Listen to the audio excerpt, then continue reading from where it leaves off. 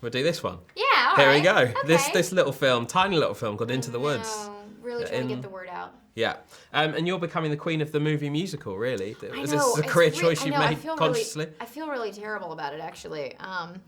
It's, God, that sound is exquisite. Yeah. Sorry. Yeah, I feel really grateful that movie musicals are being made right now. So, it doesn't feel like a time to pick and choose. It feels like a time to explore it as much as I can because, God knows I remember a time when no one was making movie musicals. So I'm just really excited about the material that's being produced. And, so I guess sue me if I'm trying to explore it while I can. But it's quite a brave musical from Disney in particular as a studio. Oh, this one, yeah, absolutely. They made their name on a certain genre of movie musicals based on fairy tales, and this completely throws it out. I mean, is that why you're interested in it, the fact it subverts it a little bit? Yeah, it wasn't Meryl Streep, and it wasn't Rob Marshall, and it wasn't Stephen Sondheim. I was like, wow, it's really interesting that Disney would make this movie. I think I'll give this a shot. Disney are doing this? Definitely. I'm in. But I do think it was brave because it takes characters that they have, been responsible for and shepherded through many decades now and sort of turns them on their head. And I think it's cool that they were willing to, have a version of Cinderella where the prince is unfaithful. And I think that it's cool, and I think it's a testament to how good the piece is. I mean, they wouldn't do it if the material wasn't so extraordinary. You mentioned Meryl Streep there, but I brought her up. So you brought her up. Okay. I'm going to bring up two Brits, Emily Blunt and James Corden. Oh, they're all right. Thank you. Yeah, cheers. You're in London now. You have to big them up. Meryl who? Like, how many Oscars? I don't care.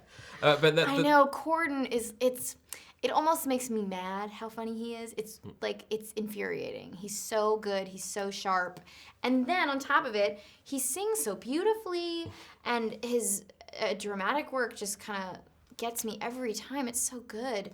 And then the man is so quick on his feet. He's just like, when we do Q&As at theaters, he's like doing crowd work. He's like a rock star. He's got him in the palm of his hand. Did he break out to any Take That while you were with him? No, but we talked about Take That. Yeah. He told me about performing with Gary Barlow.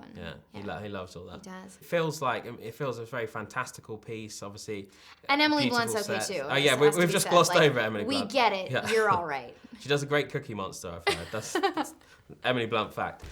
Did it feel like a theatrical ensemble cast? Did it, because you actually had very much rehearsing together? Yeah, the rehearsal period was so helpful in so many ways, but it really did just make it feel like we were just, on the grind, coming into work, sometimes disheveled and tired, and sometimes, not great, needing to work more on our music or the scene, and it just felt like a time where we became coworkers and not people who were afraid of Meryl Streep.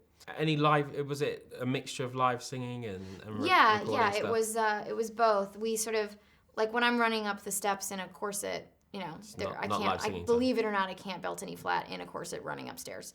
But I'm really disappointed in you. I know, I am too, actually, because there are women who can do it, but I am not one of them. But then there were a lot of moments where it was important to explore the moment, and we did passes of You're Not Alone, and we did all of He's a Very Nice Prince. Those scenes where it's really about interacting with the other person. We tried to do it live wherever was even remotely reasonable. And as someone who's used to that, you've done a couple of films where you've had to sing live. Did you pass on any tips to people like Emily Blunt or even Meryl Streep? I was just giving out advice to Emily Blunt and Meryl Streep. No, I mean, everybody was so good. That's the thing. There wasn't a person in the cast that we were, that was like a weak link or that we were worried about. And, even the boys, even the princes, Billy and Chris Pine, they were so shy about their voices. And then, they're incredible. It's crazy. Because Chris Pine, I was amazed at, because he's this great comic actor. We know him obviously as Captain Kirk. Being so shy, being so, reserved about, I sing in the shower and that's it. And I was like, ugh, you sneaky bastard.